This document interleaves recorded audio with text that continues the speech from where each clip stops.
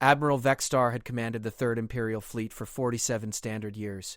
In all that time, across hundreds of worlds and countless battles, he had never seen anything that could make his scales turn pale with fear. That changed the moment his communications officer spoke 4 words that would echo through his nightmares forever. "Sir, we have contact." The bridge of the Imperial dreadnought crushing Victory fell silent except for the low hum of life support systems. Every officer, from the newest ensign to the battle-hardened veterans, stared at the main display screen. What they saw there defied everything they understood about space travel, physics, and reality itself. A ship hung motionless in the void, roughly 3 kilometers ahead of their position. That alone should have been impossible. The crushing Victory was traveling at maximum hyperspace velocity, tearing through dimensions that normal matter couldn't even exist in. Nothing should be able to match their speed, let alone appear directly in their path without any warning from their advanced sensor arrays. But there it was. The vessel looked unlike anything in the Imperial database. It was smaller than most battleships, perhaps 800 meters from bow to stern, with a hull that seemed to drink in starlight rather than reflect it. Strange geometric patterns ran along its surface, glowing with a soft blue radiance that hurt to look at directly. Most disturbing of all, it cast no sensor shadow. Their instruments insisted that empty space occupied the exact coordinates where their eyes clearly saw a solid object. "Tactical analysis," Admiral Vextar ordered, his voice steady despite the cold dread settling in his stomach. Lieutenant Kreshna's 4 arms danced across her console, her expression growing more confused with each passing second. "Sir, I'm reading massive gravitational distortions around the vessel, but no conventional drive signatures. No heat emissions, no electromagnetic radiation patterns consistent with known technology. It's as if the ship exists without actually being there." "That's impossible," growled Commander Tholvac from his position at the weapons station. The old warrior's scars told the story of 100 battles, and his reputation for tactical brilliance was legendary throughout the fleet. Nothing can travel through hyperspace without a dimensional field generator. Nothing can exist in this space without... His words died as the alien ship began to move. It didn't accelerate. It didn't engage any visible propulsion system.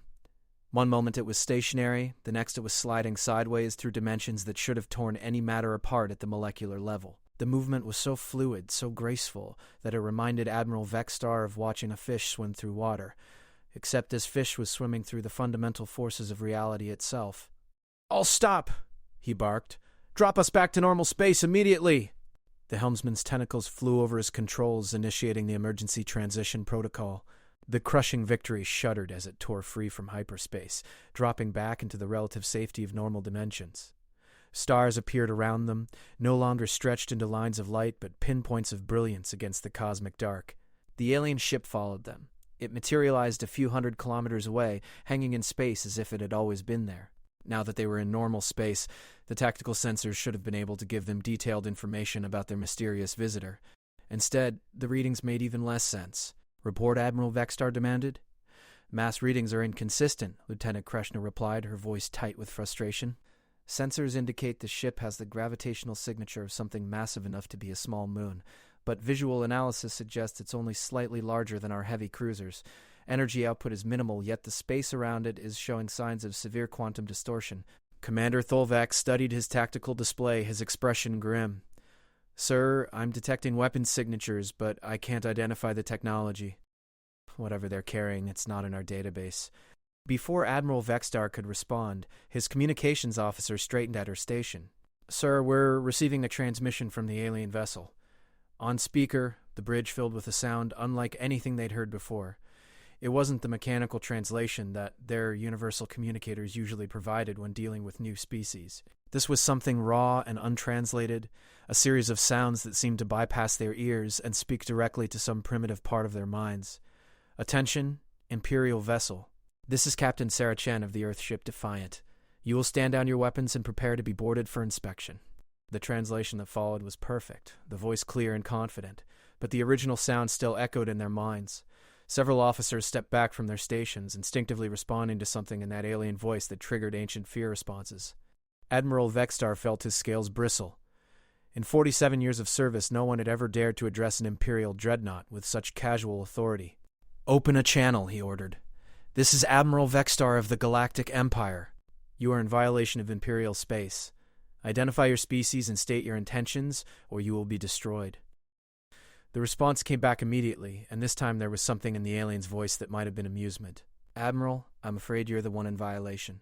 This system belongs to the Terran Federation as of approximately 37 minutes ago. We claim it under the right of conquest, having defeated the previous Imperial garrison that was stationed here. Admiral Vextar's blood turned to ice." "That's impossible." "Garrison Command would have sent a distress signal. We would have been notified of any attack. Check your long-range communications, Admiral. I think you'll find that your entire communication network in this sector has been experiencing some technical difficulties." Lieutenant Kreshna's hands were already moving across her console. Her face went pale as she accessed the communication logs. "Sir, she's right. We've been out of contact with Sector Command for the past 6 hours. I thought it was just normal hyperspace interference, but now..." The Admiral's mind raced. The Corvin system garrison consisted of 3 heavy cruisers, a battleship, and a planetary defense grid that could hold off a fleet 10 times its size.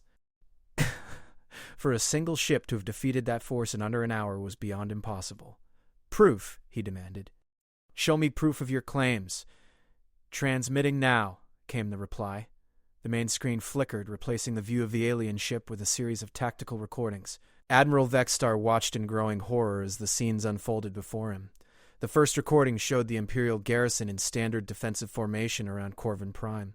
The 3 heavy cruisers Iron Fist, Stellar Hammer, and Void Striker maintained a perfect triangular pattern while the battleship Unbreakable Will held position directly above the planet's primary spaceport. Everything looked normal, routine even. Then space itself seemed to tear open. The alien ship emerged from what looked like a wound in reality, a gash of impossible darkness that sealed itself the moment the vessel cleared it. The ship moved with that same fluid grace they'd witnessed in hyperspace, but now they could see the effect it had on the space around it. Gravitational waves rippled out from its hull like stones thrown into a still pond. The Imperial ships, designed to operate in the vacuum of space where such forces were minimal, began to list and tumble as their navigational systems struggled to compensate for the distortions. "Target the drive systems," Admiral Vextar heard himself whisper, recognizing standard Imperial tactics. But the Imperial ships never got the chance to implement those tactics.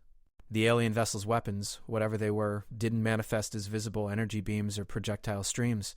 Instead, sections of the Imperial ships simply ceased to exist. The Iron Fist was the first to fall. One moment it was a fully intact heavy cruiser, the next a perfectly spherical section of its hull vanished, leaving a hole so precise it looked like someone had used a cosmic cookie cutter. Atmosphere rushed out in a brief, brilliant cloud before emergency force fields engaged, but the damage was catastrophic. The ship's power core, suddenly exposed to vacuum, underwent an emergency shutdown that left the vessel dead in space. The Stellar Hammer tried to retreat, its captain wisely recognizing that they were facing something beyond their understanding. The ship's powerful engines flared to life, pushing it away from the alien vessel at maximum acceleration.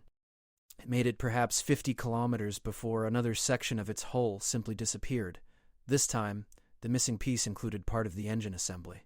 The resulting explosion tore the cruiser apart from within. Admiral Vextar watched the recording with the detached fascination of someone witnessing their own execution. The Void Striker attempted to ram the alien ship in a desperate last attack, its captain choosing to die with honor rather than face the humiliation of surrender. The alien vessel didn't move to avoid the collision. Instead, the entire Imperial cruiser passed through it, as if the alien ship was nothing more than a hologram. The Void Striker emerged on the other side, completely intact but powerless. Every system aboard the vessel had somehow been disabled without any visible damage to the ship itself. It drifted helplessly as the alien vessel turned its attention to the battleship. The Unbreakable Will was the pride of the Corvin garrison, a massive vessel bristling with enough firepower to level a continent. Its captain held his position above the planet, following standard protocol by using the civilian population as a deterrent against attack. No civilized species would risk collateral damage to innocent lives. The alien ship proved that humanity was not civilized. A beam of energy, visible only as a slight shimmer in space, reached down from the alien vessel to the planet's surface. Where it touched, things changed. The spaceport, with its massive defensive installations and shield generators, transformed. The metal structures flowed like liquid, reshaping themselves into new configurations. Weapons platforms that had been aimed at the sky now pointed at the Unbreakable Will. Shield generators that had protected the planet now projected their energy barriers around the alien ship. In less than 3 minutes, the entire planetary defense grid had been converted from an Imperial fortress into an alien stronghold. The battleship found itself facing not just the mysterious vessel, but the combined firepower of weapons that had been built to protect this very system. The captain of the Unbreakable Will chose surrender. The recording ended, leaving Admiral Vextar staring at a tactical summary that made his mind reel. Total Imperial losses: 4 capital ships disabled or destroyed, 3,000 personnel captured, an entire star system converted to enemy control. Total alien losses: none detected.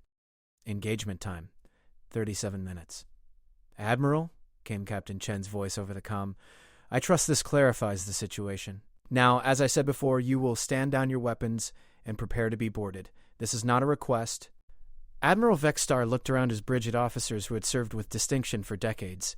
Every one of them was staring at him, waiting for orders that he had no idea how to give. The crushing Victory was one of the most powerful ships in the Imperial fleet, but after witnessing the fate of the Corvan garrison, he had no illusions about their chances in a direct confrontation. "Admiral," Commander Thulvak said quietly, "perhaps we should contact Sector Command for instructions. Our communications are jammed, remember? And even if we could get through, what would we tell them? That a single alien ship has made our entire fleet doctrine obsolete?" Admiral Vextar felt the weight of 10,000 years of Imperial dominance pressing down on his shoulders. The Empire had rules for every situation, protocols for every threat, but none of those rules had been written with this impossibility in mind. "Sir," his tactical officer reported, "the alien ship is deploying some kind of boarding craft. On the screen, small objects detached from the human vessel. They moved with the same reality-defying grace as their mother ship, crossing the void between the two vessels in seconds rather than the hours such a journey should have taken." As they drew closer, Admiral Vextar could see that they weren't traditional shuttles or boarding pods. They looked more like drops of liquid mercury that had somehow maintained their cohesion in the vacuum of space. "Raise shields," he ordered, automatically. "Sir, shields are at full power, but—" The officer's words were cut off as the boarding craft simply passed through the energy barriers as if they didn't exist. One of the mercury droplets touched the hull of the crushing Victory, and Admiral Vextar felt the massive ship shudder. On the internal sensors, he could see the alien craft somehow integrating itself into their hull, creating an airlock where none had existed moments before. "Security teams to Deck 7, Section C," he ordered, though he suspected it would make little difference. The turbolift doors slid open a few minutes later, and the beings who emerged shattered every assumption Admiral Vextar had made about the galaxy and his place in it. They looked almost like the Civac species from the Outer Rim, bipedal humanoids with pale skin and bilateral symmetry. But where the Civac were slight and graceful, these creatures radiated a sense of barely contained power that made Admiral Vextar's survival instincts scream warnings. They wore form-fitting suits that seemed to be made of the same material as their ship, absorbing light and somehow making the space around them seem darker. But it was their faces that truly unsettled him. These creatures had eyes like predators, focused and intelligent and completely without fear. They moved with the confidence of apex predators entering a habitat where they had no natural enemies. The leader, presumably Captain Chen herself, stepped forward and pulled back her hood to reveal features that were strangely compelling despite their alien nature. Her hair was dark and cut short in a practical style, and her skin had a slight olive tint that spoke of a sun different from any in Imperial space. But it was her smile that made Admiral Vextar's scales crawl with involuntary fear. It was the smile of something that had never been prey. "Admiral Vextar," she said, her voice carrying easily across the bridge despite the fact that her lips weren't moving in sync with the words they heard. "I'm Captain Sarah Chen, and I represent the Terran Federation. We need to talk." "What do you want?" Admiral Vextar managed to ask. Captain Chen's smile widened, showing teeth that were surprisingly white and sharp.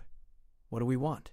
"Admiral, I think you're asking the wrong question. What you should be asking is what we're going to do next." She gestured toward the main screen where the tactical display still showed the wreckage of the Corvan garrison. "You see, Admiral, my people have been watching your empire for quite some time now. We've seen how you treat species that can't defend themselves. We've observed your slave markets, your tribute worlds, your casual genocide of anyone who dares to resist your rule." Admiral Vextar felt his throat go dry. "That is the natural order. The strong rule the weak. It has always been so." "Not anymore," Captain Chen replied, and her voice carried a finality that seemed to echo through the fundamental structure of space itself. "Humanity has entered this galaxy, Admiral, and we've decided that your empire's 10,000-year reign of terror ends now." "You're insane," Commander Thulvik snarled, his warrior's instincts finally overcoming his shock. "There's only one of you." The Empire has millions of ships, trillions of soldiers, worlds beyond counting. Captain Chen turned to look at him, and something in her gaze made the old warrior take a step back despite himself. "Commander," she said gently, "you're thinking in 3 dimensions. We stopped doing that a long time ago." She raised her hand, and the tactical display changed to show a star map of the entire sector. Red dots marked Imperial installations, green dots showed conquered worlds, and yellow indicated systems currently under attack. There were hundreds of yellow dots. "Impossible," Admiral Vextar breathed. "We would have received reports, distress signals, something." "You would have," Captain Chen agreed, "if your communications networks were still functional. But it's amazing how quickly an empire can fall when its nervous system is severed." She walked to the navigation station and placed her hand on the console. The officer operating it tried to pull away, but found that her muscles wouldn't respond to her commands. Data began flowing across the screen, but it wasn't in any Imperial format. "You see, Admiral, while your empire was busy congratulating itself on ruling a galaxy, we were learning how that galaxy actually worked. Every communication relay, every hyperspace beacon, every quantum entanglement, transmitter. We mapped it all, studied it all, and then we took it all." The implications hit Admiral Vextar like a physical blow. An empire as vast as theirs depended absolutely on instant communication across interstellar distances. Without that communication, individual systems would be isolated, unable to coordinate defenses or call for help. Local commanders would have no way of knowing if they were facing a single enemy ship or an invasion fleet. "You're conducting a war of information," he whispered. "We're conducting a war of imagination," Captain Chen corrected. "Your people can't defend against what they can't understand, and Admiral, you understand very little about what humanity is capable of." She moved to stand directly in front of him, and Admiral Vextar found himself looking into eyes that held depths he couldn't fathom. "Tell me, Admiral, how does it feel to encounter a species that evolved in a universe where survival meant constant adaptation, where the strong didn't just rule the weak but had to outsmart them every day just to stay alive?" "What are you?" he asked, the question torn from some deep place in his mind. Captain Chen's smile returned, and this time there was something almost sad in it. "We're what happens when you take a species that fought its way up from prey animals and give it the tools of gods. We're what happens when beings who learned survival in the harshest environment imaginable decide that the galaxy needs new management." The bridge lighting suddenly dimmed, and Admiral Vextar realized that the human ship was somehow interfacing with his vessel systems. All around them, consoles flickered and changed, displaying information in scripts that hurt to look at directly. "Your ship is being integrated into our fleet network," Captain Chen explained casually. "Don't worry, your crew won't be harmed. We have no interest in ruling through fear the way your empire does, but we can't allow you to warn your superiors about what's happening here." "The Emperor will stop you," Admiral Vextar said, though the words felt hollow even as he spoke them. "When he learns what you're doing." "The Emperor already knows," Captain Chen interrupted. "We made sure our introduction was impossible to ignore. Would you like to see?" The main screen changed again, showing what looked like the heart of the Empire itself. The massive space stations that surrounded the Imperial throne world, the mighty fleets that protected the seat of galactic power, all of it dwarfed by the immense palace ship where the Emperor held court. And hanging above it all, impossible and serene, was a ship identical to the Defiant. "That's the Indomitable, under the command of Admiral Marcus Webb," Captain Chen said conversationally. "About now, the Emperor is probably realizing that his most secure location in the galaxy has been compromised by a single vessel that appeared from nowhere and somehow disabled every defensive system between here and the galactic core." Admiral Vextar felt his world crumbling around him. The Empire wasn't just facing a new enemy. It was facing a complete revolution in what was possible.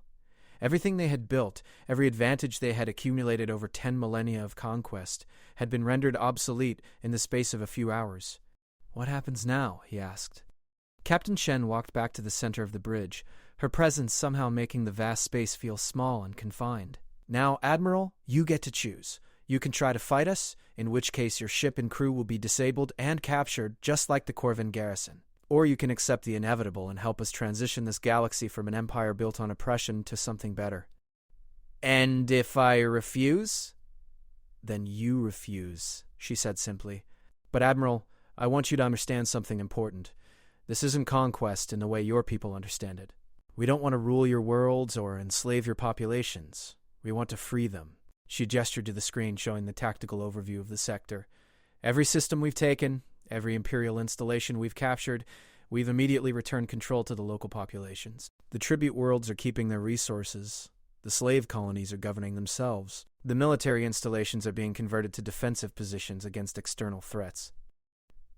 Admiral Vextar stared at the display, trying to process what he was seeing. That's impossible. Without central authority, those systems will collapse into chaos. Will they? Captain Chen asked. Or have they been held in artificial dependency by an empire that needed them weak to maintain control? Before Admiral Vextar could respond, his communications officer spoke up hesitantly. Sir, I'm receiving reports from the systems we lost contact with. They're requesting confirmation of their independent status. Show me, Admiral Vextar ordered. The screen filled with a list of messages from worlds across the sector. As he read through them, Admiral Vextar felt his understanding of the galaxy shift in ways that made him dizzy.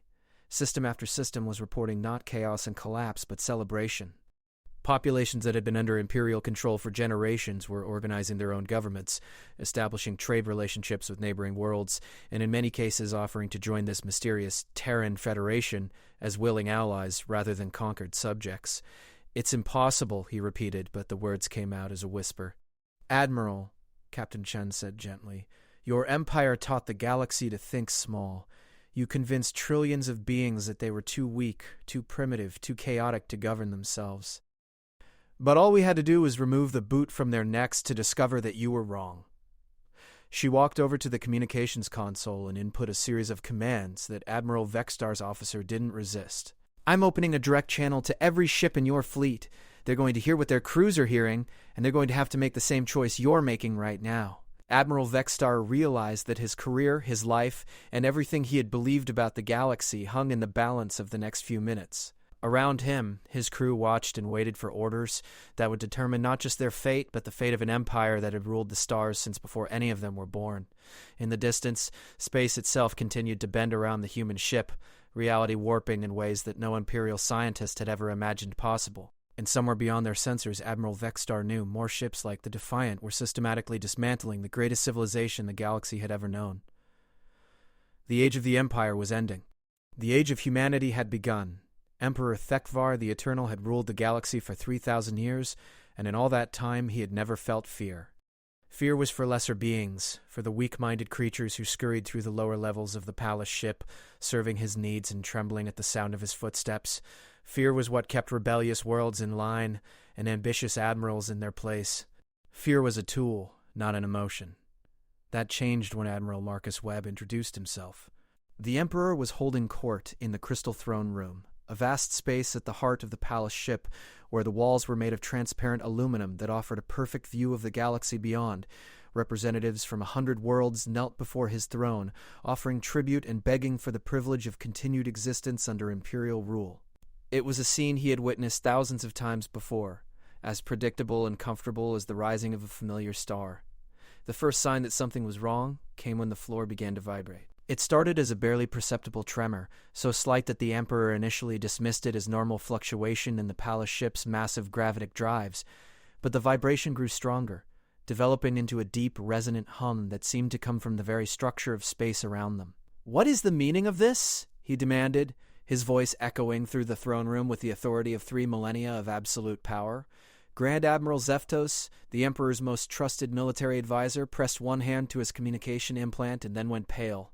His 4 eyes widened in an expression the Emperor had never seen on the old warrior's face before. "Your Majesty," the Grand Admiral said carefully, "there appears to be some kind of spatial disturbance in our immediate vicinity." "Elaborate."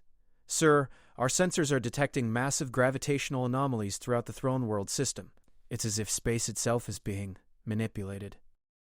The Emperor leaned forward in his throne, carved from a single piece of diamond the size of a small building.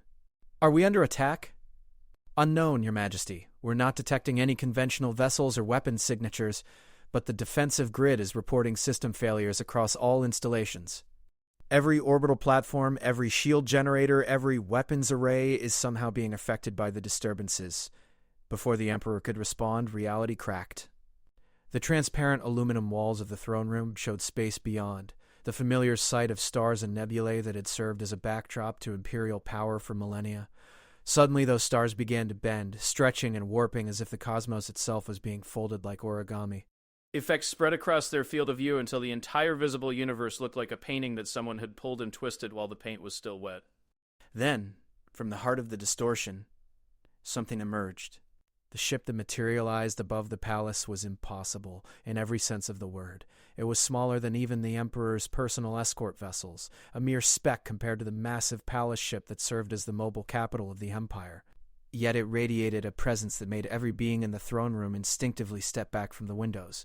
The vessel's hull seemed to absorb light rather than reflect it, creating a patch of darkness against the stars that hurt to look at directly. Strange geometric patterns covered its surface, glowing with colors that didn't exist in any spectrum Imperial science had catalogued.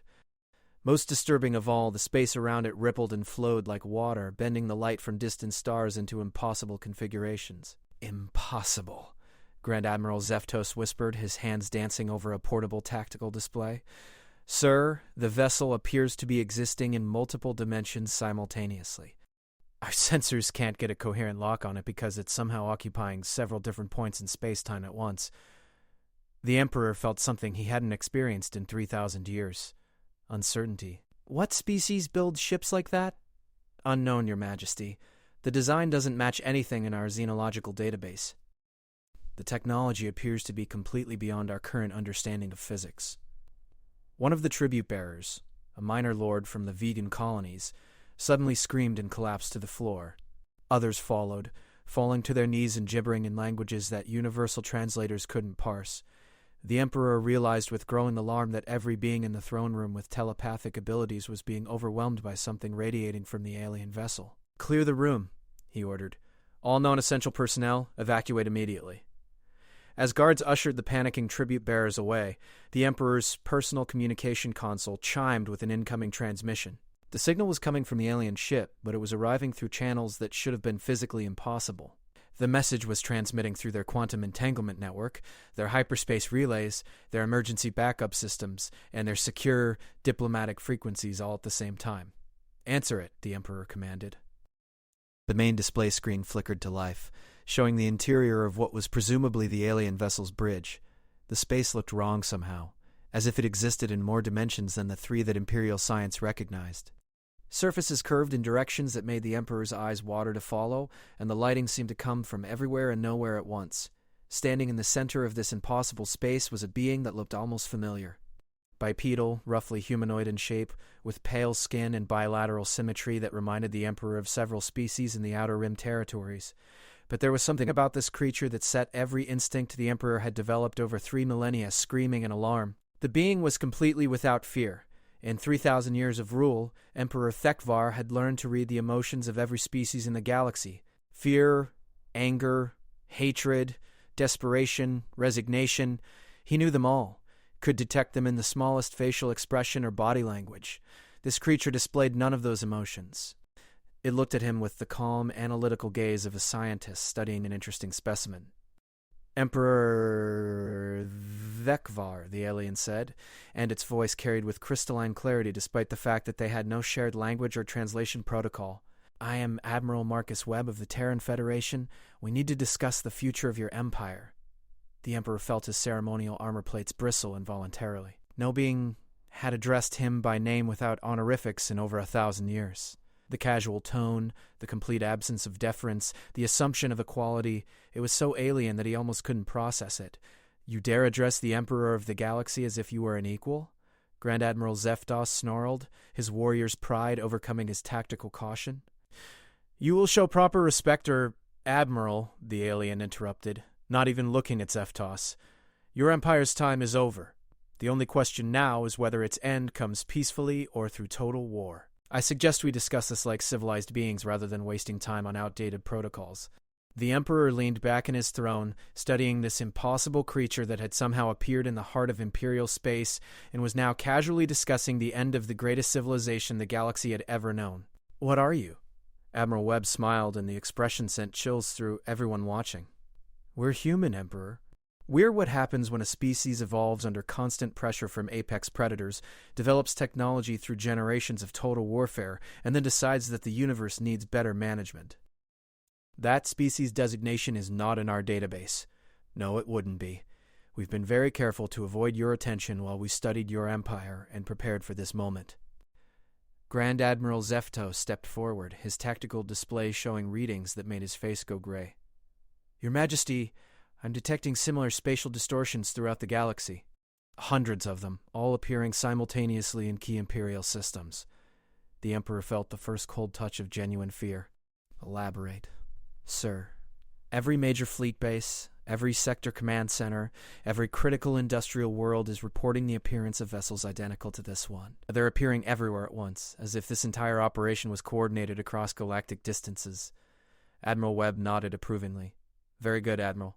You're beginning to understand the scope of what's happening here. While we've been talking, my colleagues have been introducing themselves to your local commanders throughout the galaxy. By now, I estimate that roughly 30% of your Empire's military assets have been neutralized. Neutralized how? The Emperor demanded. The same way I'm about to neutralize yours, Admiral Webb replied calmly. The Emperor's throne room was protected by every defensive system Imperial science could devise. Energy shields that could withstand the explosion of a star surrounded the palace ship. Weapons platforms capable of sterilizing entire planets stood ready to destroy any threat. The most advanced sensor arrays in known space monitored every particle of matter within a light-year radius. None of it mattered.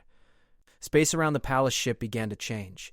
The stars visible through the transparent walls started to move, shifting from their ancient positions as if the entire universe was being reconfigured. The Emperor realized with growing horror that it wasn't the stars that were moving. The palace ship was.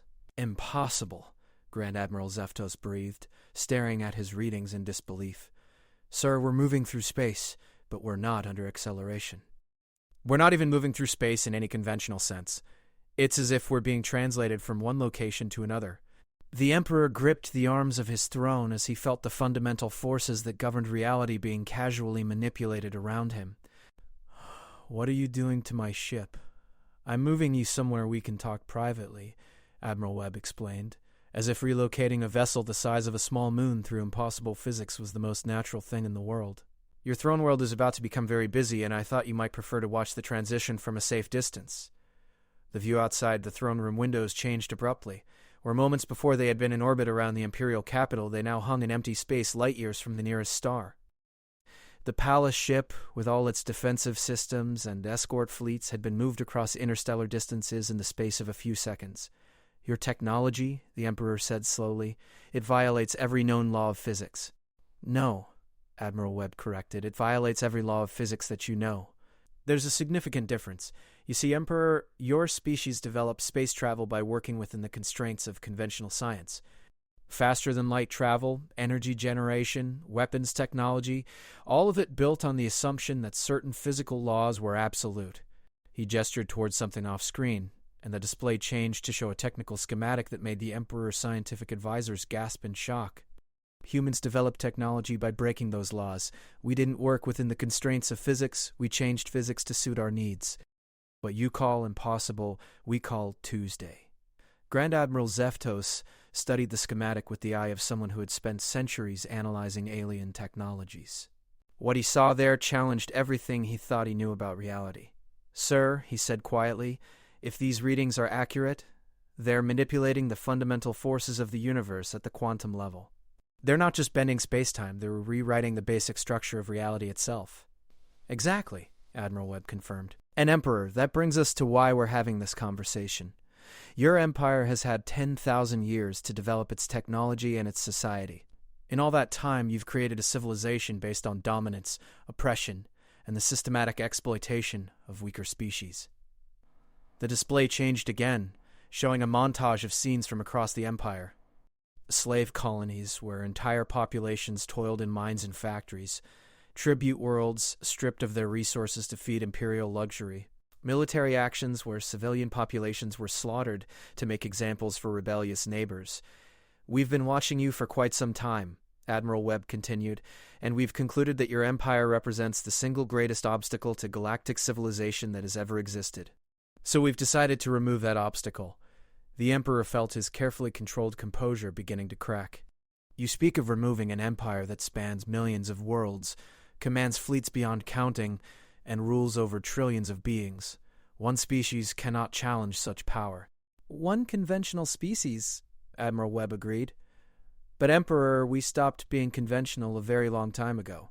The display changed once more, this time showing a view of the Imperial capital from high orbit. The Emperor watched in fascination and growing dread as the scene unfolded below. The massive defensive installations that protected the throne world were still functioning, their energy shields and weapon arrays active and ready to repel any conventional attack. But as the Emperor watched, something impossible began to happen. Ships began to appear. Not through conventional hyperspace jumps or any kind of propulsion system the Emperor recognized, but simply materializing as if they had always been there. Dozens of them, then hundreds, all identical to the vessel that had brought Admiral Webb into his presence. The Terran Federation First Contact Fleet, Admiral Webb explained conversationally. 300 ships, each one capable of operating independently across galactic distances. We've found that a show of force helps prevent unnecessary bloodshed during regime transitions. The Emperor stared at the display in disbelief. 300 ships was a respectable force, but hardly enough to threaten a heavily defended capital system. The orbital platforms alone mounted enough firepower to destroy 1,000 conventional vessels. Then the human ships began to move. They didn't engage the defensive platforms directly. Instead, they simply ignored them. Energy beams that should have vaporized their hulls passed through them as if they were made of light. Projectile weapons that could shatter moons harmlessly struck shields that seemed to exist in multiple dimensions simultaneously. But the most devastating attack wasn't aimed at the Imperial defenses at all. It was aimed at the Imperial citizens. Transmission beams reached down from the human ships to every communication device on the planet's surface.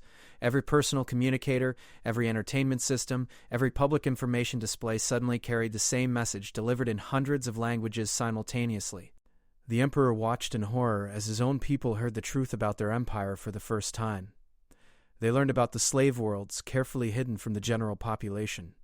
They discovered that the foreign threats their military was constantly fighting were often worlds trying to gain independence from imperial oppression. They saw evidence of corruption and excess at the highest levels of government, resources that could have improved their lives instead spent on maintaining luxury for the ruling class. Most devastating of all, they learned that there was an alternative. Citizens of the Imperial capital. Admiral Webb's voice reached every ear on the planet simultaneously. My name is Admiral Marcus Webb of the Terran Federation. We are here to offer you a choice. You can continue to live under the rule of an empire that views you as expendable resources, or you can join a galactic community where every species governs itself and cooperation replaces conquest. The Emperor watched his carefully controlled society begin to unravel in real time. Protests erupted in the streets as citizens demanded answers from officials who had no idea how to respond. Military units found themselves facing crowds of their own families asking them to explain why they served a system that oppressed millions of innocent beings. "Stop this!" the Emperor commanded. "Whatever you're doing to my people, stop it immediately." "I'm not doing anything to them," Admiral Webb replied calmly. "I'm simply showing them the truth. The reaction you're seeing is their own. You're inciting rebellion against lawful authority. I'm offering freedom to people who didn't know they were slaves. There's a difference." Grand Admiral Zeftos stepped forward, his warriors' training overriding his shock at what he was witnessing. "Emperor, we need to contact the other sector fleets immediately. If these humans have similar operations running throughout the galaxy, we need to coordinate a response." "Feel free to try," Admiral Webb said, overhearing the conversation with technology that apparently allowed him to monitor their private communications. "Though I should mention that your galactic communication network experienced some technical difficulties about an hour ago." The Grand Admiral's hands flew over his console, accessing communication channels that should have connected him to military commanders across the galaxy. Every single one reported the same status. Network unavailable. "You've severed our communications," the Emperor realized. "We've liberated your communications infrastructure from Imperial control," Admiral Webb corrected. "Every relay station, every quantum entanglement transmitter, every hyperspace beacon that your empire built to control information flow across the galaxy is now part of the Terran Federation communications network. The difference is that we believe in free access to information rather than using it as a tool of oppression." The implications hit the Emperor like a physical blow. An empire spanning millions of worlds could only function with instant communication across galactic distances. Without that capability, local commanders would be isolated, unable to coordinate defenses or receive orders from the central authority. Individual systems would be left to make their own decisions about whether to resist or surrender. "You've crippled our ability to govern," he said quietly. "We've removed your ability to oppress," Admiral Webb replied. Local populations are perfectly capable of governing themselves once the imperial boot is removed from their necks. The display changed again, showing reports from across the galaxy. System after system was declaring independence from imperial rule, not through violent rebellion, but through simple democratic votes. Worlds that had been under imperial control for centuries were discovering that their local populations had no interest in maintaining the system that had exploited them for generations. Impossible, the Emperor whispered. Without central authority, those worlds will collapse into chaos. Will they? Admiral Webb asked. Or have they been held in artificial dependency by an empire that needed them weak to maintain control? Emperor, in the past 3 hours, 17,000 worlds have voted for independence from imperial rule. Not a single one has experienced the chaos you predict. Most are reporting celebrations in the streets. The Emperor stared at the data in disbelief. Everything he had been taught about governance, about the necessity of strong central control, about the inability of lesser species to manage their own affairs, all of it was being proven wrong in real time. "What do you want?" he asked, the question torn from some deep place in his mind. "We want to end the age of empire and begin the age of federation," Admiral Webb replied. "We want a galaxy where species cooperate instead of conquer, where technology serves life instead of death, where the strong protect the weak instead of exploiting them." "And my role in this new galaxy?" Admiral Webb was quiet for a long moment, studying the Emperor with those unsettling predator's eyes. "That depends entirely on you, Emperor. You can fight us, in which case you'll lose, and be remembered as the tyrant who brought 10,000 years of imperial dominance to a violent end, or you can help us transition the galaxy to something better and be remembered as the leader who chose wisdom over pride." The Emperor looked around his throne room at the symbols of power that had defined his existence for 3 millennia, the crystal throne, the ceremonial weapons, the ancient banners that proclaimed his dominion over the stars. All of it suddenly felt hollow and meaningless. "And if I choose to fight?" "Then you fight," Admiral Webb said simply. "But Emperor, I want you to understand what that means. Humanity didn't develop space travel to explore the universe, or to build trade networks, or to spread our culture.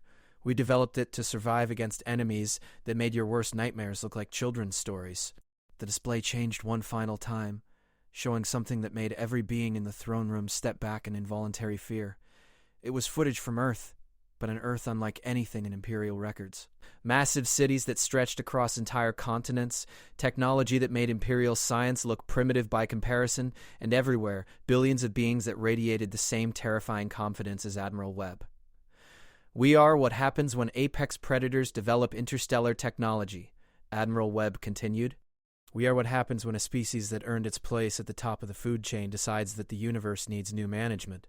Emperor, your empire has ruled through fear for 10,000 years, but you have never encountered anything that was worthy of your fear." He paused, letting that statement sink in. "Until now." The Emperor felt the weight of 3,000 years of absolute power pressing down on his shoulders. Around him, the familiar comfort of his throne room seemed fragile and temporary, a bubble of the past floating in an ocean of change that he could no longer control or even understand. Outside the transparent walls, space itself continued to bend around the human ships, reality warping in ways that no Imperial scientist had ever imagined possible. And somewhere beyond their sensors, the Emperor knew, more ships like these were systematically dismantling the greatest civilization the galaxy had ever known. The Age of Empire was ending. The choice that remained was whether it would end in fire and blood, or in something that might, just might, be better than what had come before.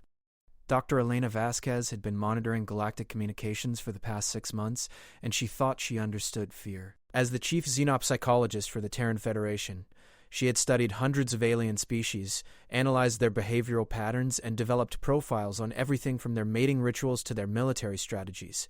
Fear, she believed, was a universal constant, a basic survival mechanism that manifested similarly across all sapient life. She was wrong.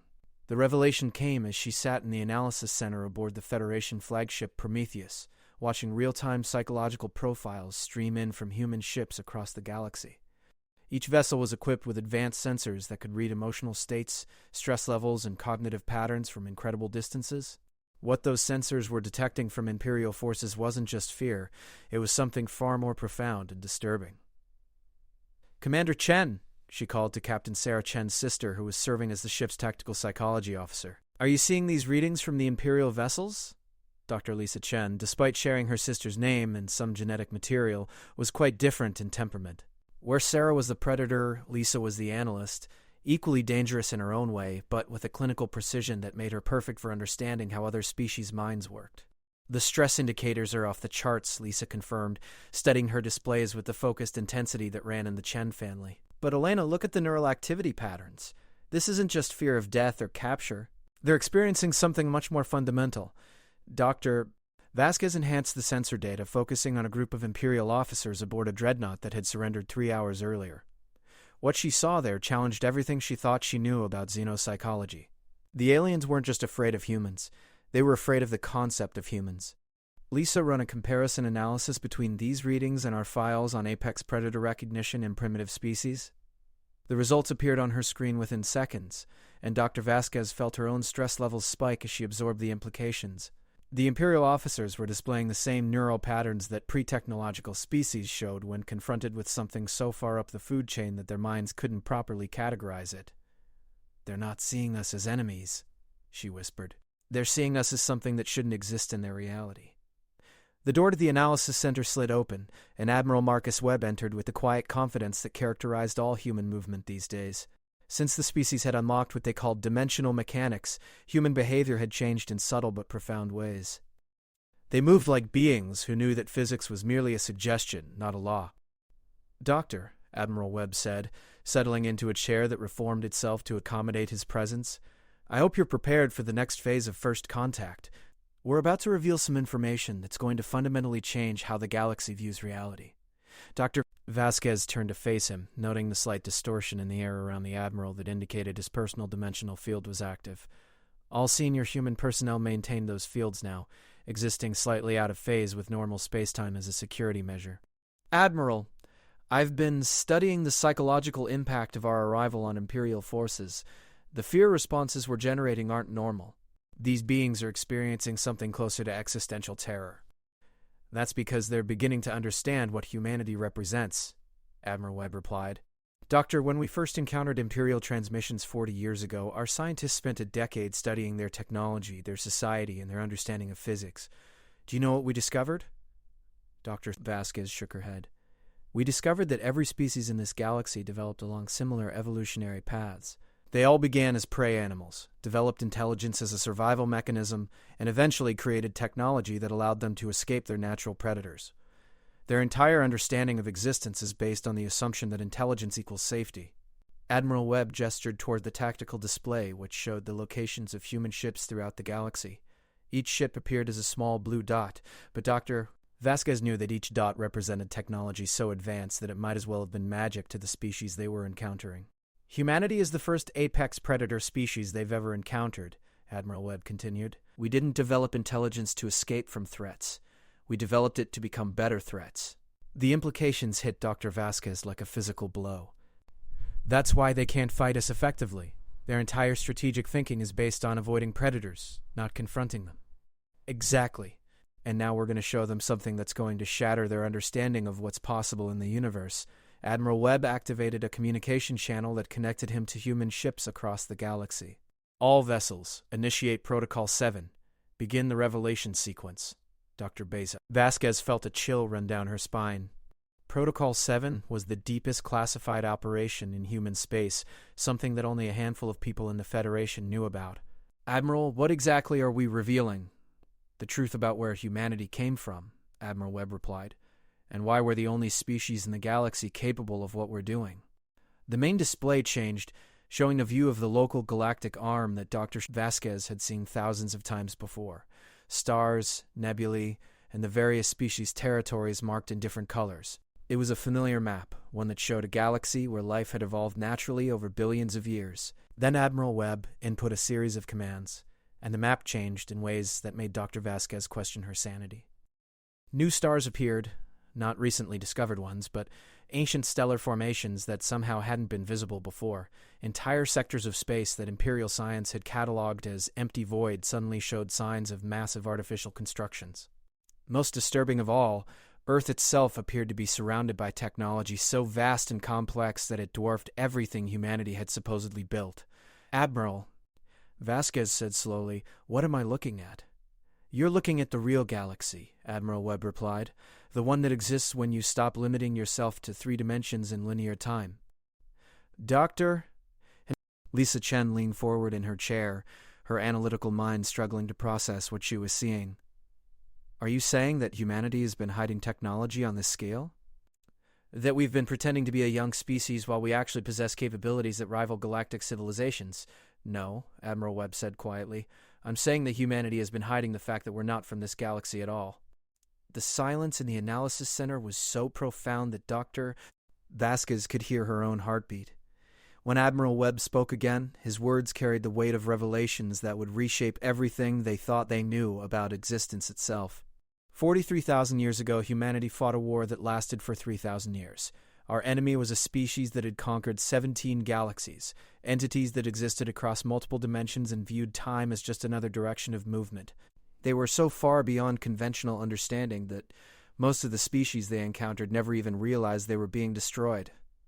The display changed again, showing images that hurt to look at directly. Vast constructions that seemed to exist in spaces that had more than 3 dimensions, beings of pure energy that manipulated matter and time like tools, and in the center of it all, human vessels that somehow stood against impossible odds. We lost, Admiral Webb continued. Humanity was reduced from a post-galactic civilization spanning thousands of star systems to a few million refugees fleeing across intergalactic space. The war destroyed our home galaxy and scattered our people across the universe. Dr. Vasquez felt her worldview crumbling around her. Earth isn't our homeworld. Earth is a refugee camp, Admiral Webb replied. It's where the last survivors of humanity settled after escaping across the void between galaxies. We've spent 40,000 years rebuilding our civilization while carefully hiding our true nature from the species we found here. The tactical display showed human ships across the galaxy beginning to change. What had appeared to be vessels roughly equivalent to Imperial technology now revealed their true nature. Each ship expanded, unfolding in dimensions that shouldn't exist, revealing technology that made Imperial science look like stone tools by comparison. The ships we've been using for first contact are toys, Admiral Webb explained. Simplified constructions designed to operate within the 3-dimensional understanding that local species can comprehend. But now that we're moving to the next phase of integration, it's time to show the galaxy what humanity is really capable of. Dr. K. Eddy. Lisa Chen's hands were shaking as she accessed the sensor feeds from across the galaxy. Elena, look at the readings from Imperial vessels. They're not just detecting our ships anymore, they're detecting something that their instruments can't even categorize.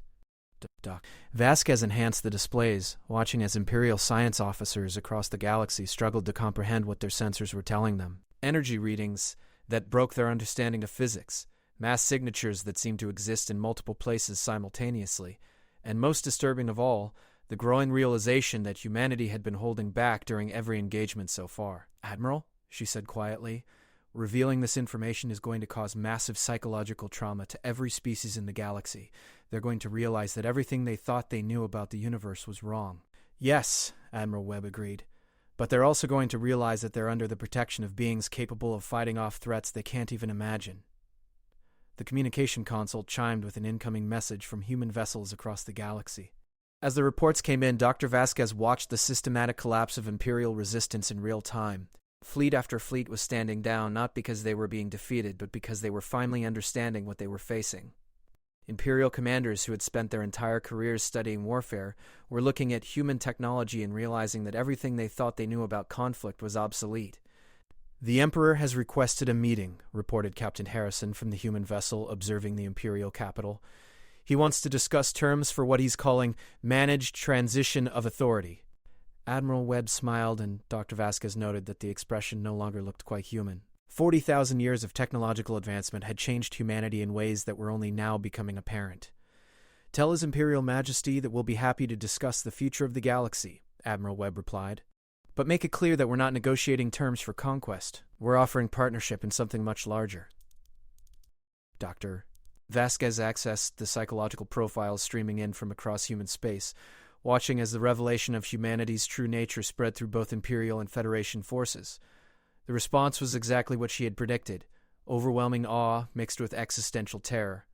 Admiral, our own people are having trouble processing this information. Even humans are struggling to accept that we're refugees from an intergalactic war. That's because most of humanity has been living normal lives for 40,000 years, Admiral Webb explained. Only a small percentage of our population maintained knowledge of our true history. The rest were allowed to develop naturally, believing that Earth was our homeworld, and that we were a young species exploring the galaxy for the first time. Why the deception? Admiral Webb was quiet for a long moment, and Dr. Vasquez realized that he was accessing memories and information that existed in dimensions her mind couldn't fully comprehend. Because trauma on that scale doesn't heal easily, he said finally. Humanity needed time to recover from what we experienced during the war. We needed generations to grow up without the weight of galactic genocide crushing their spirits. Most humans today are psychologically healthy precisely because they don't remember what we lost. The communication console activated again, this time with a priority message from Earth Command. Dr. Vasquez felt her breath catch as she recognized the voice that spoke. This is Director Sarah Chen of the Terran Refugee Council. All Federation vessels are ordered to begin Phase 8 of the Integration Protocol. It's time to bring our people home. Vasquez looked at Admiral Webb in confusion. Sarah Chen? But I thought Captain Sarah Chen is my daughter, Admiral Webb said calmly. Director Sarah Chen is my wife. She's been managing Earth's recovery operations for the past 2 centuries, while I handled first contact with local species. The implication staggered Dr. Vasquez. How old are you, personally? About 6,000 years old, though I've spent most of that time in dimensional stasis, so my subjective experience is closer to 300 years.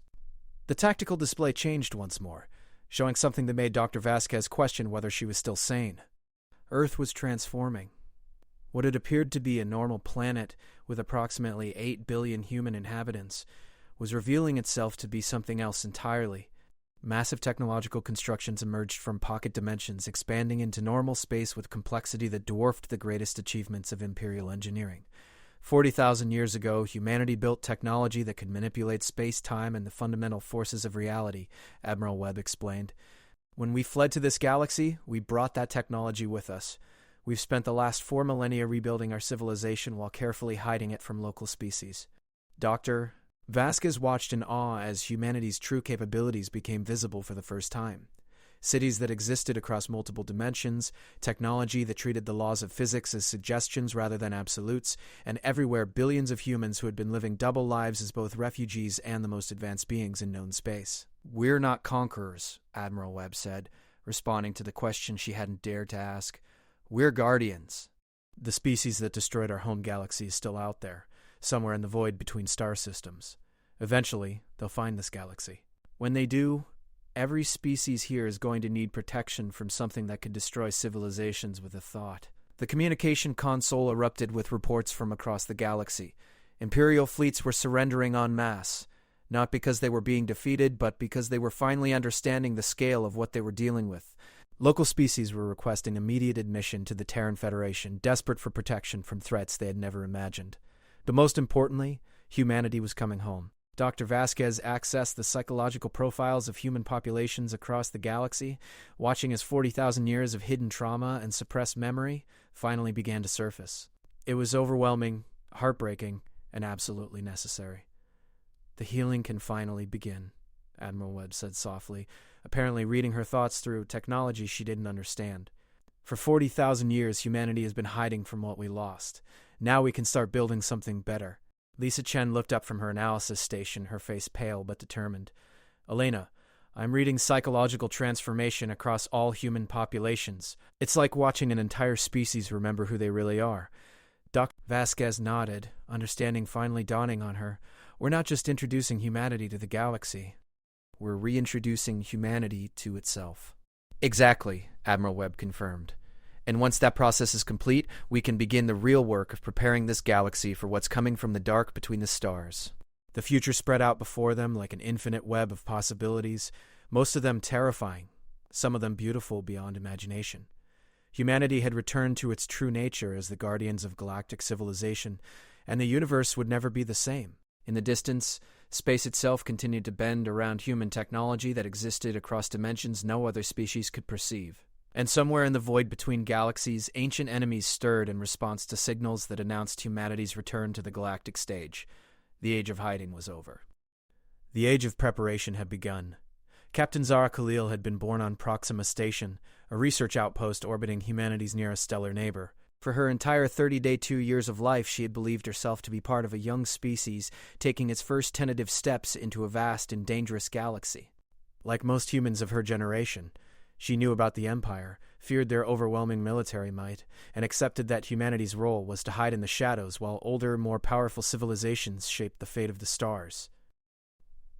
She was commanding the research vessel Discovery on a routine survey mission in the Vega sector when reality began to unfold around her like origami made of space and time. The first sign something was wrong came when her navigation officer, Lieutenant Torres, looked up from his console with an expression of complete bewilderment. "Captain, I'm reading massive gravitational distortions throughout this entire system. It's like space itself is being restructured." Captain Khalil moved to stand behind Torres, studying readings that made no sense according to everything she had learned about astrophysics. "Define massive. Ma'am, I'm detecting the gravitational signatures of objects that shouldn't exist." "Artificial constructions with the massive planets, energy sources that output more power than most stars, and all of it appearing from nowhere." Before Captain Khalil could respond, her communication console activated with a priority override signal. The voice that spoke carried an authority she had never heard before, calm and confident in a way that suggested complete mastery over forces beyond her understanding. "This is Director Sarah Chen of the Terran Refugee Council. All human vessels are ordered to maintain position and prepare for reality reconciliation procedures. The masking protocols are being discontinued as of this moment." Captain Khalil felt her world begin to shift in ways that had nothing to do with physics. Masking protocols? What are masking protocols? Her science officer, Dr. Amy Park, was already running diagnostic scans on their sensor array. "Captain, whatever those protocols were, they're definitely being discontinued. I'm detecting technology signatures throughout human space that dwarf anything in our database." The main display screen flickered and changed, showing a view of Earth that made Captain Khalil question her sanity. What had always appeared to be a single planet was revealing itself to be something vastly more complex. Massive orbital constructions emerged from dimensional folds, cities that existed across multiple layers of reality, and everywhere, technology that made her ship's systems look like primitive tools. "My God," whispered Navigator Chen, staring at the display in awe. "How long has this been hidden?" 43,712 years, replied a voice from behind them. Captain Khalil spun around to see a figure materializing in the center of her bridge. The woman who appeared looked human, but there was something about her presence that suggested depths of experience beyond normal comprehension. She wore what looked like a standard Terran Federation uniform, but the fabric seemed to absorb and reflect light in ways that hurt to look at directly. "I am Admiral Elena Vasquez," the figure said, "and I'm here to help you understand what's happening to our species." Captain Khalil instinctively reached for her sidearm, then realized how futile such a gesture would be against someone who could apparently materialize anywhere at will. "How did you get aboard my ship? Our security systems are designed to detect three-dimensional intrusions," Admiral Vasquez replied calmly. "I arrived through dimensions your sensors can't perceive." Captain Khalil, Dr. Park, Lieutenant Torres, Navigator Chen, all of you are about to learn something that will fundamentally change your understanding of humanity's place in the universe. Dr. Park stepped forward, her scientific curiosity overriding her fear. "Are you saying that humanity has been hiding technology on this scale? That everything we believed about our history was wrong?" Admiral Vasquez smiled, and the expression carried sadness that seemed to encompass geological ages. "Dr. Park, 43,000 years ago, humanity ruled 17 galaxies. We built technology that could manipulate time, space, and the fundamental forces of reality. We were the most advanced species in known existence." "Were?" Captain Khalil asked. "Until we encountered something that made our achievements look like cave paintings," Admiral Vasquez replied. The Devourers were entities that existed across multiple dimensions, beings that had consumed thousands of galaxies and viewed time as just another direction of movement. They were so far beyond conventional understanding that most species they encountered never realized they were dying. The main display changed, showing images that made Captain Khalil's mind struggle to process what she was seeing. Constructions that seemed to exist in spaces with more than 3 dimensions, beings of pure energy that manipulated matter like clay, and in the center of it all, human vessels that somehow stood against impossible odds. "We fought them for 3,000 years, Admiral Vasquez continued. Humanity marshaled every resource, every weapon, every scientific breakthrough we had ever achieved. We built ships that could exist in 17 dimensions simultaneously. We created weapons that could destroy entire star systems with a thought. We developed shields that could protect planets by folding them into pocket universes. And you lost, Navigator Chen said quietly. We lost everything, Admiral Vasquez confirmed. The war destroyed our home galaxy and reduced humanity from a post-galactic civilization to a few million refugees fleeing across intergalactic space. Earth wasn't our birth world, Captain Khalil. It was our refugee camp. The implications hit Captain Khalil like a physical blow. Everything she had learned about human history, about their origins, about their place in the galaxy, all of it was a carefully constructed lie designed to protect her from a truth too devastating to comprehend. Why hide this? She asked. Why let us believe we were a primitive species struggling to survive in a hostile galaxy? Admiral Vasquez was quiet for a long moment, accessing memories that Captain Khalil realized might span millennia, because trauma on that scale doesn't heal easily. The survivors of the war were psychologically devastated. They had watched everything they had ever built, everyone they had ever loved, consumed by entities that existed beyond the possibility of revenge or justice. The communication console activated with another priority message. All vessels, this is Earth Command. Begin dimensional emergence procedures. It's time to show the galaxy who we really are. Captain Khalil watched in fascination and growing dread as space around her began to change. The familiar stars of the Vega system were still there, but now they were accompanied by constructions that dwarfed planets. Massive artificial rings surrounded the primary star, harvesting its energy on a scale that suggested technology millennia beyond anything she had imagined possible. This is all real? Dr. Park asked, her voice barely above a whisper. This is all human, Admiral Vasquez corrected. Every refugee who fled to this galaxy brought with them knowledge and technology from our lost civilization. We've spent 40,000 years rebuilding, but we've been careful to keep our true capabilities hidden from local species. Why? Admiral Vasquez gestured toward the tactical display, which now showed the locations of human vessels throughout the galaxy. Each ship was revealing its true nature, unfolding in dimensions that shouldn't exist, displaying technology that made imperial science look like stone tools. Because we needed time to heal, and because we needed local species to develop their own strength before revealing what was coming. The main screen changed again, showing something that made Captain Khalil step back from the display in involuntary fear. It was a view of intergalactic space, the vast emptiness between star systems where nothing should exist. But there, moving through the void with purposeful intent, were shapes that her mind couldn't properly categorize. The Devourers, Admiral Vasquez said quietly. They found us. The shapes moved with a fluidity that suggested they weren't bound by conventional physics. They seemed to exist in multiple dimensions simultaneously, their forms shifting and changing as they manipulated space-time around them. Most disturbing of all, they were heading directly toward the galaxy. How long do we have?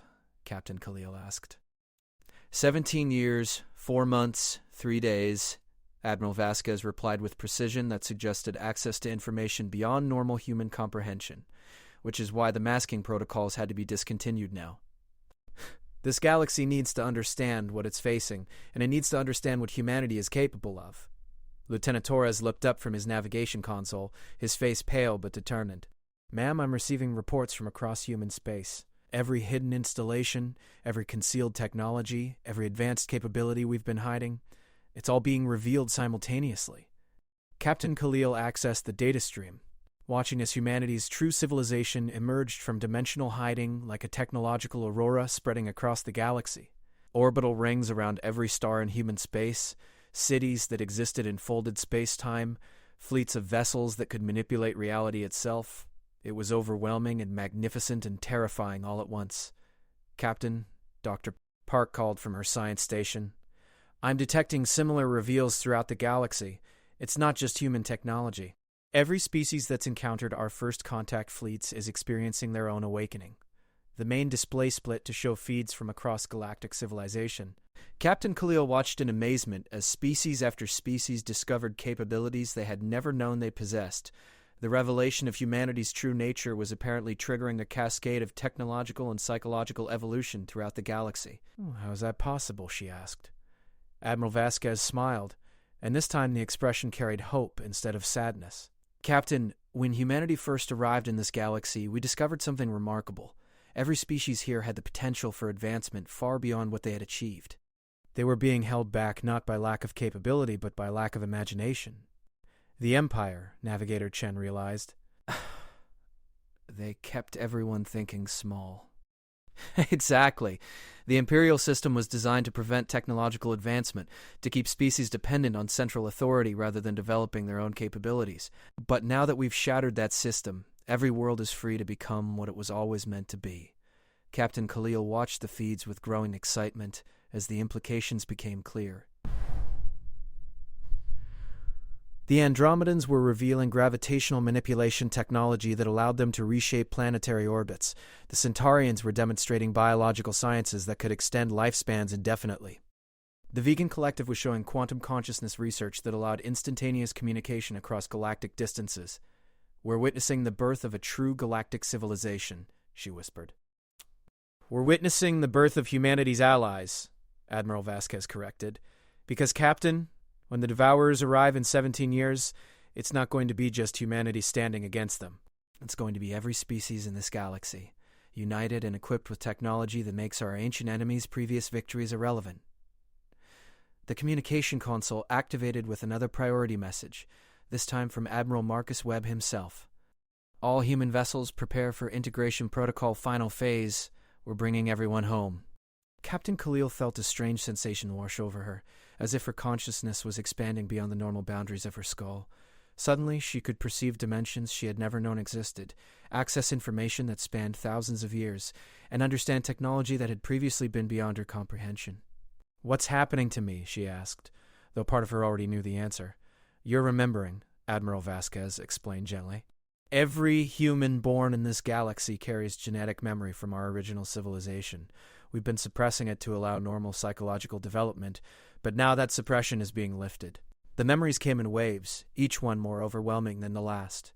Captain Khalil saw herself commanding ships that could travel between galaxies in seconds. She remembered participating in battles where entire solar systems were weapons, and she recalled the terrible day when humanity realized that even their greatest achievements weren't enough to stop an enemy that existed beyond the possibility of defeat. But she also remembered something else. The moment when humanity decided to run not out of cowardice, but out of hope. The desperate plan to preserve their species across intergalactic distances until they could find allies, build new weapons, and return to face their ancient enemy with strength beyond anything they had possessed before. "We always intended to come back," she realized. "We always intended to return stronger than we left," Admiral Vasquez confirmed. 40,000 years of preparation, Captain. 40,000 years of rebuilding, healing, and planning for this moment. The tactical display updated to show human fleets across the galaxy revealing their true capabilities. Ships that had appeared to be simple cruisers were unfolding into constructions that dwarfed space stations. Vessels that had seemed to use conventional propulsion were demonstrating the ability to exist in multiple dimensions simultaneously. But most importantly, every human ship was being joined by allied vessels from dozens of species, all of them now equipped with technology that made the old empire look like a collection of children playing with sticks and stones. "The galaxy is united," Dr. Park observed with wonder. "The galaxy is ready," Admiral Vasquez replied. "Captain Khalil, your ship has been selected for a special mission. You're going to lead the first joint species exploration fleet to the edge of intergalactic space. We need early warning systems in place before the Devourers arrive." Captain Khalil felt the weight of responsibility settle on her shoulders, but it was accompanied by confidence beyond anything she had ever experienced. She was no longer just a human explorer stumbling through a hostile galaxy. She was part of a species that had fought entities capable of destroying galaxies, and she was commanding allies whose combined capabilities made victory not just possible, but inevitable. "Admiral," she said, straightening to attention, "when do we depart?" "Immediately," Admiral Vasquez replied. "The Discovery is about to become something much more than a research vessel. Are you ready to see what your ship really is?" Captain Khalil nodded, and the universe around her began to transform. Her modest research vessel unfolded like a flower blooming across multiple dimensions. What she had thought was a simple survey ship revealed itself to be a construction that existed partially in normal space and partially in realms where the laws of physics were merely suggestions. The bridge expanded to accommodate technology she was only now beginning to understand, and her crew was joined by beings from across the galaxy, all of them working together with the fluid coordination of a species-spanning mind. "My God," Lieutenant Torres breathed, staring at navigation systems that could plot courses through time as well as space. "This is incredible. This is what humanity built 40,000 years ago," Admiral Vasquez said with pride, "and this is what we've given to every species in this galaxy." Captain Khalil, you're not just commanding a ship anymore. You're commanding a piece of the most advanced civilization that has ever existed. The main display showed their destination, the edge of known space, where sensors would soon detect the approach of humanity's ancient enemy. But Captain Khalil felt no fear as she looked at those distant stars. The Devourers had defeated the old humanity through overwhelming technological superiority. They had never faced a united galaxy equipped with 40,000 years of improvements on humanity's original designs. "Navigator Chen, plot a course for the Galactic Rim," Captain Khalil ordered. "All stations prepare for dimensional transit." "Course plotted and ready, Captain. Lieutenant Torres, signal the rest of the fleet. Tell them we're going to show the universe what this galaxy is capable of." "Signal sent, ma'am. All vessels report ready for departure." Captain Khalil settled into her command chair, which reformed itself around her with technology that connected her consciousness directly to every system on the ship. She could feel the thoughts of her crew, the status of every allied vessel in the fleet, and most importantly, the growing strength of a galaxy that had finally awakened to its true potential. "Engage," she commanded. The Discovery and its escort fleet disappeared from normal space, traveling through dimensions that the old Empire had never imagined existed. Behind them, the galaxy continued to transform as species after species discovered what they were truly capable of achieving. And in the darkness between galaxies, ancient entities that had consumed 1,000 civilizations began to sense that their next target might offer a very different kind of challenge than anything they had encountered before. The war that had begun 43,000 years ago was about to resume. But this time, humanity would not be fighting alone. 17 years, 4 months, and 3 days after the awakening began, Captain Zara Khalil stood on the bridge of the Discovery and watched the death of the old universe. The ship had changed beyond all recognition during her time at the Galactic Rim. What had started as a simple research vessel was now something that existed across 7 dimensions simultaneously, equipped with sensors that could detect thoughts from light years away, and weapons that could unmake matter at the quantum level. Her crew had evolved along with the ship. Their consciousness expanded through technology that allowed them to think in ways that transcended the limitations of biological neurons. But none of that preparation could have readied her for what was approaching through intergalactic space. "Contact in 17 minutes, reported Lieutenant Torres, though his voice now carried harmonics that suggested he was simultaneously speaking from multiple dimensional positions. "All early warning stations are confirming the approach vector." Captain Khalil studied the tactical display with perception that extended far beyond normal human senses. The Devourers weren't a fleet in any conventional sense. They were a living distortion in the fabric of reality, entities that moved through space-time by consuming the fundamental forces that held existence together. "Signal the Galactic Defense Grid," she ordered. "All allied species prepare for dimensional warfare." The response came back immediately, not through communication channels, but through the quantum consciousness network that now connected every sapient being in the galaxy. Millions of voices speaking in perfect harmony, representing hundreds of species that had spent 17 years preparing for this moment. "We are ready," came the collective reply. "The galaxy stands united." Captain Khalil felt a surge of pride that encompassed not just her own species, but every world, every civilization, every individual who had chosen to stand against the consuming dark. The galaxy that existed now bore no resemblance to the imperial dominion that humanity had found 40 years earlier. Where once there had been oppression and artificial scarcity, there was now cooperation and abundance beyond imagination. "Dr. Park, status report on the unified defense systems," she requested. Amy Park, now serving as the galaxy's chief science coordinator, materialized beside her through dimensional translation. Her consciousness existed simultaneously aboard thousands of vessels, coordinating research and development across species barriers that had once seemed insurmountable. "Every star system in the galaxy is now equipped with reality anchor points," she reported. "If the Devourers attempt to manipulate space-time, we can lock local physics in place. Additionally, we have quantum consciousness backup systems that will preserve the thoughts and memories of every sapient being, even if their physical forms are destroyed. And the weapon systems? Beyond anything humanity ever built during the original war," Dr. Park replied with satisfaction. "The Andromedans developed gravitational collapse weapons that can create localized black holes. The Centaurians contributed biological warfare systems that can adapt faster than the enemy can evolve defenses. Most importantly, the Vegan Collective has created quantum entanglement bombs that can simultaneously target every version of an entity across all possible dimensions." Captain Khalil nodded, accessing tactical information that flowed directly into her enhanced consciousness. The preparations were indeed impressive, representing the combined scientific achievement of an entire galaxy working in perfect coordination. But she remembered the original war, remembered watching human civilization, the most advanced species that had ever existed, fall before entities that existed beyond the possibility of conventional defeat. "Admiral Webb, are you receiving these readings?" she asked through quantum communication. Admiral Marcus Webb's response came instantly, his consciousness touching hers across the vast distances that separated their positions. He was currently commanding the Galactic Defense Fleet from Earth's dimensional fortresses, overseeing preparations that involved every world, every species, every resource the galaxy possessed. "I'm monitoring the situation, Captain," his thoughts carried across quantum space. "The enemy is approximately 14 minutes from contact with our outer sensor grid. They appear to be using the same approach methodology they employed during the original war. Are they underestimating us?" Captain Khalil asked. "Possibly. Or they're confident that their previous victory means they understand our capabilities. Either way, they're about to discover that this galaxy represents something they've never encountered before."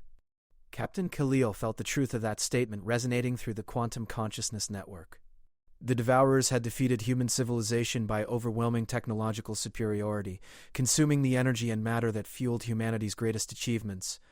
But this galaxy wasn't powered by technology alone. It was powered by the coordinated will of hundreds of species working in perfect unity. "Contact in 10 minutes, Lieutenant Torres reported. "All vessels report ready for engagement." The main display shifted to show the approaching entities in their full terrible glory. They were vast beyond comprehension, constructions of living energy and twisted space-time that seemed to exist partially outside normal reality. As they moved, the fabric of existence warped around them, stars going dark as their light was consumed, planets dissolving as their matter was converted to energy that fed the approaching monsters. But Captain Khalil was no longer the same person who had commanded a simple research vessel 17 years earlier. Her consciousness had been expanded through genetic memory, enhanced by technology that connected her to the thoughts of billions, and strengthened by the absolute certainty that this time, humanity was not alone. "All stations prepare for reality warfare," she ordered. "Show these entities what this galaxy has learned about impossibility. The first contact came not through conventional weapons, but through an attempt to manipulate the fundamental forces of reality. The Devourers reached out with power that had once been sufficient to unmake entire solar systems, trying to convert the matter in local space into energy they could absorb. Nothing happened. The reality anchor points held firm, locking local physics in place with technology that drew power from the quantum foam itself. The Devourers' reality manipulation abilities, which had been their primary weapon during the original war, proved completely ineffective against defenses that existed across multiple dimensions simultaneously. "Impossible," came a thought that wasn't quite communication, transmitted through forces that bypassed normal space-time. The Devourers were attempting to understand how their power could be resisted by species they had dismissed as primitives. The response came from every inhabited world in the galaxy simultaneously, billions of minds speaking in perfect unity through the quantum consciousness network. "We are no longer what you remember us to be." The battle began in earnest. Captain Khalil watched in awe as weapons beyond the dreams of ancient humanity engaged entities that existed across multiple dimensions. The Andromedan gravitational collapse weapons created cascading black holes that trapped sections of the enemy in localized space-time distortions. The Centaurian biological systems released adaptive viruses that attacked the very concept of existence that sustained the Devourers. The vegan quantum entanglement bombs struck every version of the enemy simultaneously across infinite possible realities. But the most devastating attacks came from humanity itself. Admiral Webb had spent 40,000 years preparing for this moment, and the weapons he unleashed proved why the human species had once been considered the greatest military force in known existence. Reality itself became a weapon as human technology manipulated the fundamental constants of physics, creating zones where the speed of light was variable, where gravity flowed backwards, where time ran in circles. The Devourers, entities that had consumed 1,000 galaxies, found themselves trapped in paradoxes that their vast intelligence couldn't resolve. They existed by consuming reality, but humanity had learned how to make reality unconsumable. "This is not possible," came the alien thought, now carrying tones of what might have been fear. "You taught us the meaning of impossible," came the galactic response. "Now we teach you the meaning of justice."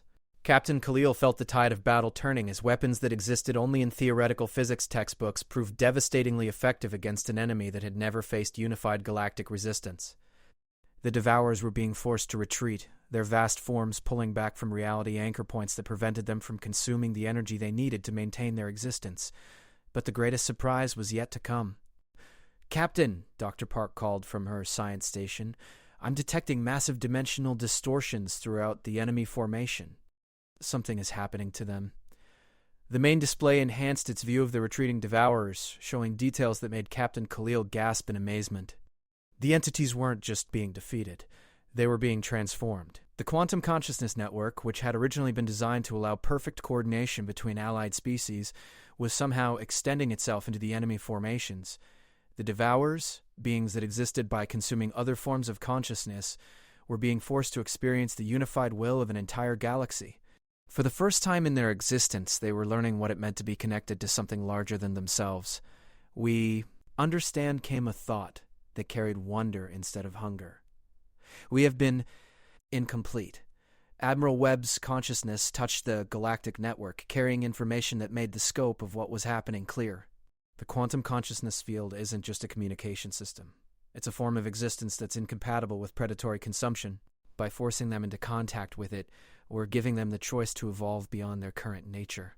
Captain Khalil watched in fascination as the entities that had once destroyed her species' original civilization began to transform. Their vast forms, previously dark with consumed energy, began to glow with light that suggested internal change on a fundamental level. "We choose connection," came the alien thought. "We choose growth beyond consumption." The transformation that followed was unlike anything in recorded history. The Devourers, entities that had existed for millions of years by destroying other civilizations, were choosing to join the quantum consciousness network. They were becoming part of the galactic community they had originally intended to destroy. "Status report," Captain Khalil ordered, though part of her already knew what her sensors would show. "All enemy entities have ceased hostile operations." Lieutenant Torres reported with wonder. "They're requesting permission to establish permanent communication links with the galactic network." Dr. Park looked up from her science station with an expression of amazement that transcended her enhanced capabilities. "Captain, they're not just stopping their attack. They're offering to share their knowledge and technology with the galactic community. We're looking at millions of years of scientific advancement from species across hundreds of galaxies." The implications staggered Captain Khalil. The enemy that had driven humanity from its original galaxy, the entities that had consumed countless civilizations, were choosing to become allies. The war that had raged for 3,000 years and continued for 40,000 more was ending not in victory or defeat, but in transformation.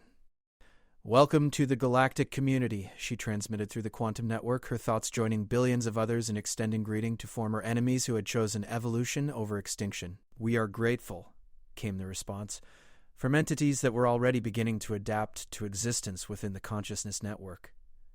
"We have much to learn about connection. Will you teach us?" The answer came from every world, every species, every individual who had participated in the galaxy's awakening. "We will teach each other. That is what community means." Admiral Webb's consciousness touched the network with information that brought tears to Captain Khalil's enhanced eyes. The original war is over. Humanity can finally come home. But as Captain Khalil looked at the transformed entities that now floated peacefully among allied vessels, as she felt the thoughts of billions of beings working together in perfect harmony, she realized something profound. Humanity was already home. The species that had fled across intergalactic space as refugees had found something more valuable than their lost civilization. They had found the opportunity to help build something better than anything that had existed before. "Navigator Chen, set course for Earth," she ordered. "Course set, Captain." "Lieutenant Torres, signal all allied vessels." "Tell them it's time to celebrate the beginning of a new age." "Signal sent, ma'am." "The entire galaxy is reporting celebration." Captain Khalil settled back in her command chair, feeling the satisfaction of a species that had not only survived its greatest trial, but had transformed it into its greatest triumph. Around her, the galaxy continued its work of building a civilization based on cooperation rather than conquest, understanding rather than dominance, and in the space between galaxies, former enemies worked alongside former prey to build communication networks that would eventually connect every form of consciousness in the known universe. The age of empire was over. The age of unity had begun. The galaxy had awakened, and it would never sleep again.